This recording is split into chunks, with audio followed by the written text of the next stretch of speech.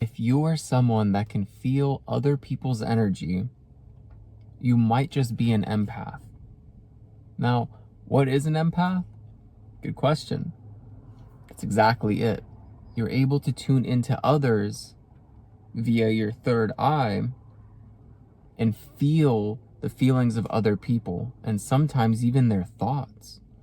Now, I'm going to share with you 3 things that are going to be very important for you to know on your journey as an empath. Also, let me know in the comments if there's any empath type struggles that you may be struggling with that you want some more clarification on, and I will create some more content around that, because I'm always trying to find out what my audience needs and how I can be of service. All right, let's get to it. Number 1 is trusting your intuition.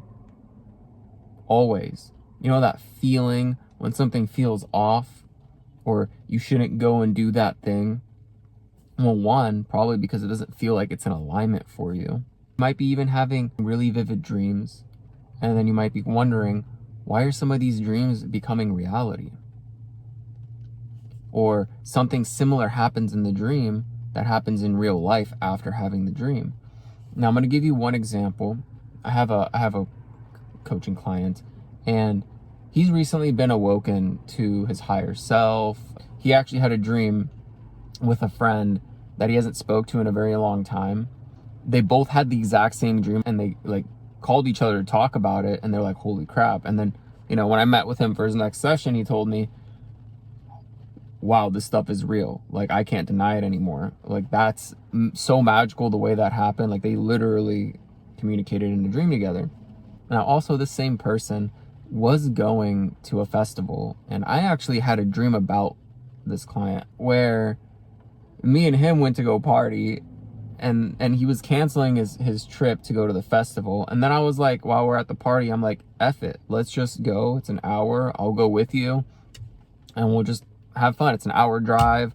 We'll do it. All right. And then 2 days later, I had the dream, and I'm like, I wonder why I had that dream.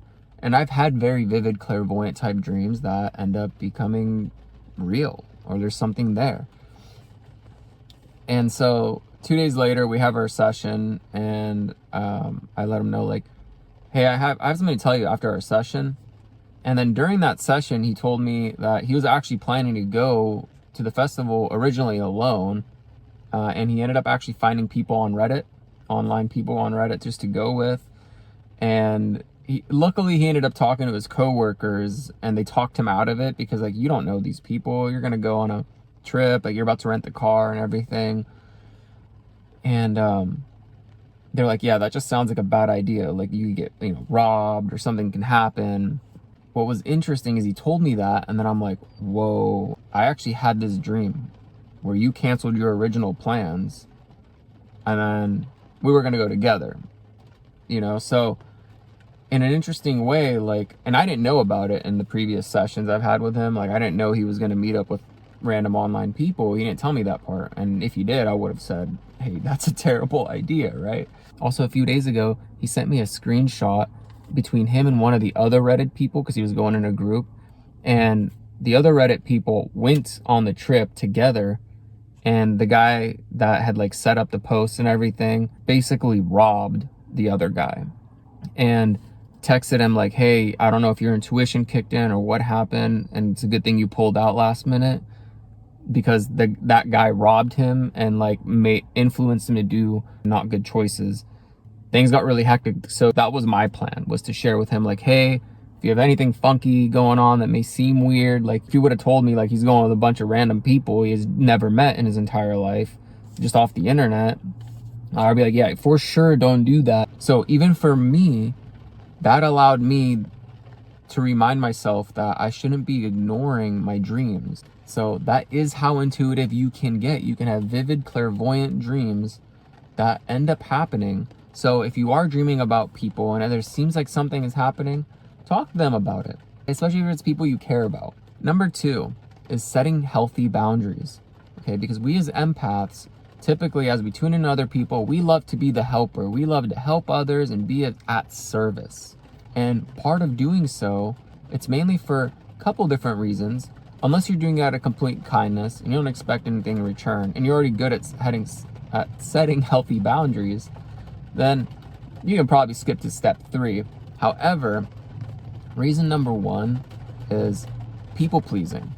And a lot of times empaths start with a worthiness wound from childhood, from having like a dysfunctional family, not getting mom or dad's approval or validation, and then seeking it externally, which also allows you to tune in through your third eye, which you learn this ability when you're younger, to tune into mom and dad to like see what you can do to get their validation and approval.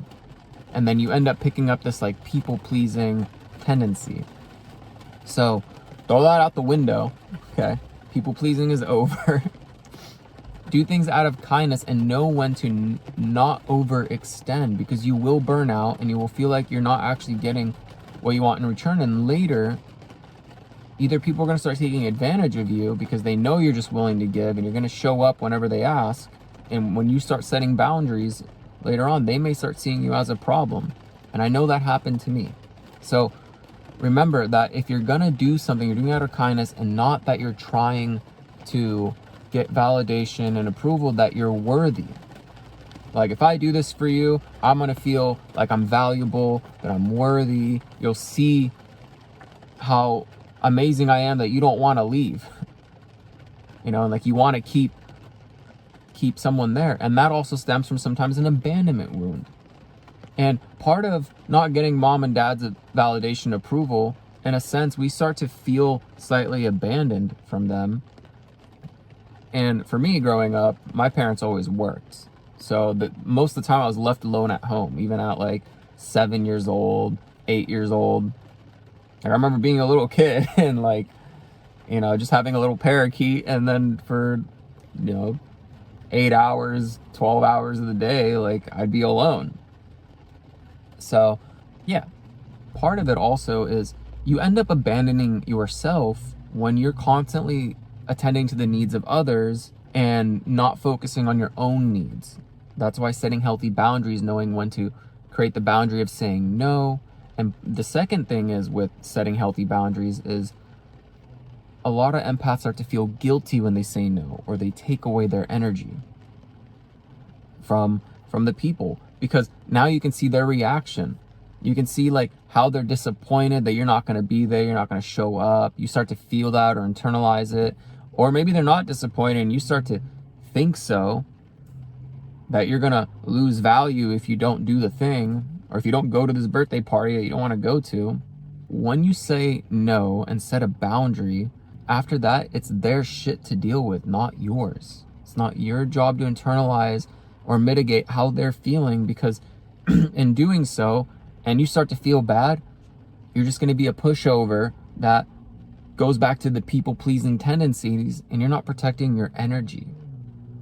And it's going to be very, very important for you to stay tuned with your energy and being able to choose yourself so you don't abandon yourself in the process. Number 3, this one gets really interesting.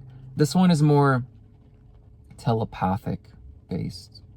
I know you can already sense energy, you can feel people. The telepathy, though, this is a whole new endeavor, right? You may actually be able to pick up on thoughts of other people, including animals. You may be actually able to understand animals, and they may be able to understand you all of a sudden, especially when you're awakening to this. Now, for me, I had 2 incidences, all within 24 hours, that solidified telepathic experiences for me. Number 1, I was at a New Year's party about 9-10 years ago, and this is a 3-story house. And originally there was a DJ set up, you know, in the middle, in the like living room area. And then they moved it down to the basement after, you know, midnight or whatever. And then I had went down there to go dance and have fun. And as I was dancing, I started all of a sudden feeling really sick. And I heard this voice in my head say, "Help me." And I mentioned this in my previous video. However, after finishing that video, I had started recalling more of what actually had happened. And in that space, while I was dancing, I started feeling dry heaving, And I heard this voice say, help me. And I thought it was myself saying like, oh, I should ask for help. Like I feel sick. I'm about to throw up. And the bathroom downstairs was taken. So I knew there was one all the way upstairs. And I just felt like I should just go all the way there. Like I had a vision of envisioning that, like going to that bathroom. So I just said, F it, as I'm like about to throw up. And I start booking it up, you know, up the stairs, then up the staircase to the very, you know, 3rd floor. And as I'm getting up there, there's like a staircase on the very edge of it. Like there's this girl all by herself, you know, my age, like 20, 21, 23, whatever age I was at the time. And when I see her, all of a sudden, like she's just like, and this girl is just laying there on the floor, like just laying there. And I'm like, oh, like, are you, you know, I go over there and I see her and I'm like, are you okay? Like what's going on? And then I stopped feeling sick as soon as I saw her. And then she like looked at me and like she had these like beautiful eyes, by the way. Like she just kind of looked like an alien, like just, you know, gorgeous. And anyway, so she looks at me, she's like, I'm actually really sick. Cause I'm like, you know, like, were you okay? Like, what's going on? And I'm like, well, what do you mean? Like, what do you mean by sick? Like, you party too much? You drink too much? She's like, no, like I have like a fever, like I'm actually sick. And I'm like, oh, then why are you here? Like, what happened? She's like, well, I was feeling fine before I left. And she was with their friend who was, you know, partying downstairs. So I'm like, oh, okay. And then it hit me and I'm like, wait a minute. That's funny because I rushed up here because I started feeling sick. I felt like I was gonna throw up and I was driving and now I'm not sick now that I'm here. So, and I'm like, I feel like you called me up here, you know, like we connected over it briefly. And then I'm like, hey, you know what? I have some Tylenol in my car. I'm going to go get it for you. And I did. And, which was interesting because, you know, I started feeling sick. I heard this voice in my head, which I thought it was my own, saying, help me. And I felt all the way pulled and lured to go straight to the top floor, and then found her there being sick. So anyway, after that party, and I went home, I slept in, a little hungover. And that same day later on, my cat was meowing a lot. I was like at my desk, I was like playing games or watching a show, and she's like meowing at me a bunch, trying to like get my attention. And I'm like, what's up? You know, like I was like, Zena, what's going on? You know? And then every time I would look at her, she would run over to like this like dresser kind of thing that had a printer in it. And, you know, I'd be like, okay. Like, and then she would just look at me and look at there and then meow. And then I'm like, oh, all right, whatever. And then I went back to like playing my game. And then she would keep doing it. And then eventually I'm like, all right, well, what's up? What's going on? You know, and I walk over there with her. And then she looks at it. She looks at this is the cutest thing ever, by the way. She's looking at it and then looks at me. She goes, and then goes, meow, meow. And then I'm like, oh, what? Like, what's going on here? And then she'll look at it and look at it again. I'm like, oh, are the doors open? The doors are open? Because the doors were open. You know, this was a dresser. They were like this. And the doors were open. And then I'm like, okay, is it because it's open? Is it bothering you? And she's like, meow. And then I'm like, okay, we'll close it. Close it then. And then right as soon as I said that, she literally jumps with both of her paws onto the dresser doors and closes it. Like, literally shuts it. And I'm like, oh, like in awe, like what just freaking happened? I'm like, oh my gosh, good job. Like what? Like, you understand, like what? Right? And it wasn't just that she understood me, I understood her. And all I had to do was really just tune in and know and believe that this was real.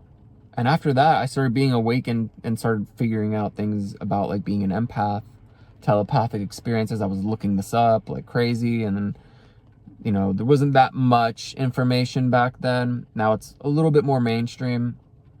Now that people are awakening to it, and it's part of, you know, the spiritual awakening that's happening on planet Earth. However, also, I found myself trying to talk to people about this, and like, they probably thought I was a little crazy. And these are people my age, and I'm like, I literally had no one to connect with over this.